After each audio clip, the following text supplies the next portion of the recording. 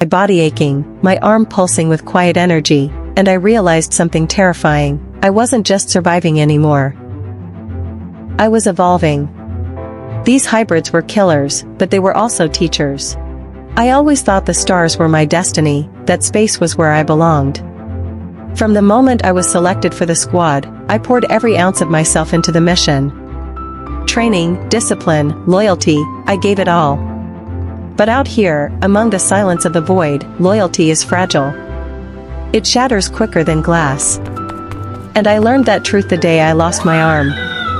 The accident happened so fast.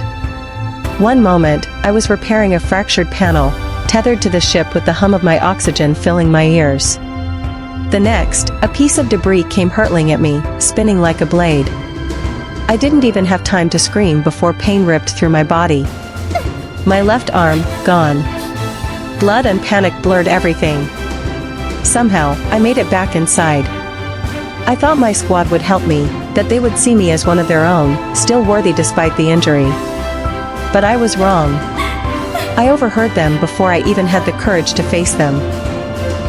Their whispers carried through the metal corridors, words slicing deeper than any debris ever could. She's useless now. Dead weight. Liability. If she slows us down, she'll kill us all. My heart pounded as I pressed myself against the cold steel wall, listening as the people I once trusted with my life plotted my death. I wanted to believe I misheard, but their voices were too clear. They weren't just afraid, they wanted me gone. Every moment after that felt heavier, like I was living with a knife at my back. Their smiles were masks, their offers to help me recover nothing more than pretenses. I couldn't sleep, couldn't breathe around them, knowing that any second could be my last.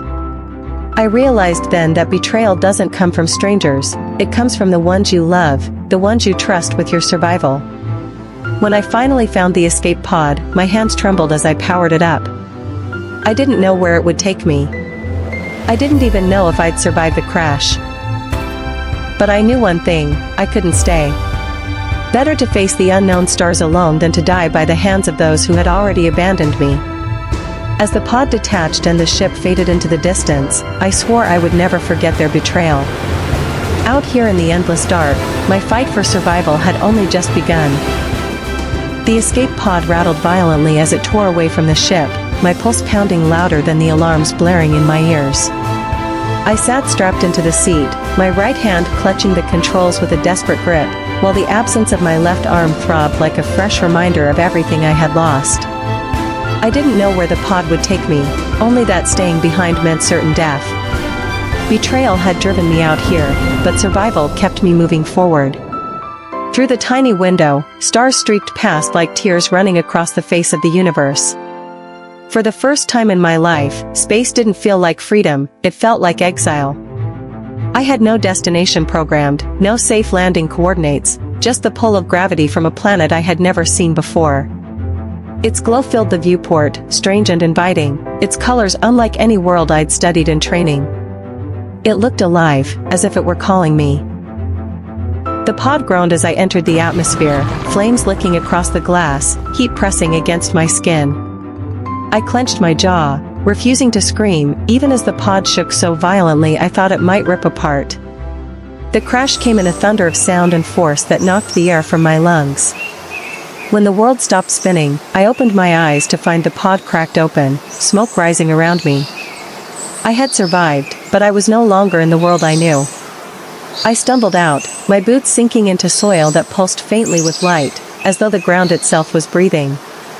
Towering trees stretched into the sky, their leaves shimmering with hues I couldn't name. Strange creatures darted between the roots, half-familiar shapes twisted into alien forms. Everything about this place felt enchanted, dangerous, and yet mesmerizing. I pressed my good hand against the bark of one glowing tree, feeling a warmth that seeped into my veins, a reminder that I wasn't in the void anymore. I had escaped betrayal, but I had landed in the unknown. Alone, trembling, and armed with nothing but my will to live, I realized this world could either destroy me or shape me into something new. As the strange light of the sky bathed my face, I whispered to myself, survive. No matter what it takes. Because this planet was no accident, I could feel it. Destiny had dragged me here, and my fight was just beginning. I thought I had seen the worst this new world could offer, fangs in the dark, shadows that moved with hunger, and skies that shifted like a living thing. But nothing prepared me for the moment I met it. I had been wandering through the glowing forest, exhaustion burning through every muscle, my missing arm an ever-present reminder of weakness. I was vulnerable, bleeding from a fresh wound after barely escaping a beast with wings like knives. My body was failing me, and I knew if I collapsed, the planet would swallow me whole. That's when I saw the slime. It shimmered under the bioluminescent trees, a strange, translucent mass pulsing like liquid glass. At first, I recoiled, dragging myself back, certain it was another predator. But it didn't lunge. It didn't hiss. It quivered, almost curious, as though it were studying me. I should have been terrified, but there was something in its glow, soft, inviting, that made me stay. Then it moved, sliding closer, and before I could retreat, it reached for me. I felt its touch against the raw stump of my left arm. My scream echoed through the forest as its body merged with mine, cold fire rushing through my veins. I tried to fight it, tried to push it away, but it wouldn't let go. Instead, it molded itself into me, reshaping, becoming what I had lost. And then, impossibly, I opened my eyes to see an arm, glowing, fluid yet solid, stretching from my shoulder where emptiness had been. It wasn't flesh, but it was alive. My new arm pulsed with power, every finger sparking with strength that didn't belong to me, yet felt like it always had. The moment I clenched my fist, I felt invincible. The weakness that had haunted me was gone, replaced by a force that surged with every heartbeat. I wasn't broken anymore. I wasn't useless. I was something more, something neither human nor alien. The slime hadn't attacked me. It had chosen me. I didn't understand why, but deep in my bones I felt it. This creature wasn't my burden, it was my destiny. And as its glow spread across my body, I swore to myself, I would never be powerless again. The planet was beautiful, but beauty here was a lie. Every tree that shimmered with light, every flower that pulsed with strange colors, hid something that wanted me dead. I learned that quickly, when the first hybrid found me. It looked like a wolf at first, lean, fast, with eyes that glowed like fire. But when it opened its mouth, I saw rows of insect-like mandibles, dripping with venom. Its howl shook the ground, and before I could even think, it lunged. Instinct took over. My new arm, my glowing, living arm, moved faster than I imagined possible. I struck out, and the slime fused with my strength, hardening into a blade that sliced through the creature's hide. It shrieked and dissolved into the soil, leaving nothing behind but the pounding of my heart.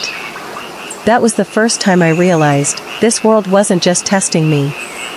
It was shaping me. But the wolf insect wasn't the last. Each day, new hybrids came. Some crawled out of rivers with gills and wings, their claws scraping against rock. Others swam down from the trees, bodies twisting between lizard and bird, eyes glinting with hunger. Alone, I should have been prey. And yet, I fought. My arm shifted with me, sometimes a shield, sometimes a spear, sometimes something I couldn't even describe. The slime seemed to know what I needed before I did, as if it shared my will to survive. Still, survival wasn't just about fighting. It was about listening, learning. I tracked the hybrids, watching how they moved, how they stalked. I discovered their weaknesses, the way the winged lizards avoided fire, the way the river beasts hesitated on land. Each battle left me scarred, but stronger. I no longer trembled at their roars. I met them with fire in my chest and steel in my veins. There were nights I lay beneath the glowing trees, my body aching, my arm pulsing with quiet energy, and I realized something terrifying. I wasn't just surviving anymore. I was evolving. These hybrids were killers, but they were also teachers. And every time I defeated one, I felt less like the abandoned astronaut I once was, and more like something the planet itself was forging. Something unstoppable. I never thought I would see their faces again, the squad who had once been my family, the people I trusted more than myself. But fate has a cruel sense of timing. When their ship descended through the alien sky, gleaming against the strange colors of this world, I felt the old wound inside me tear open.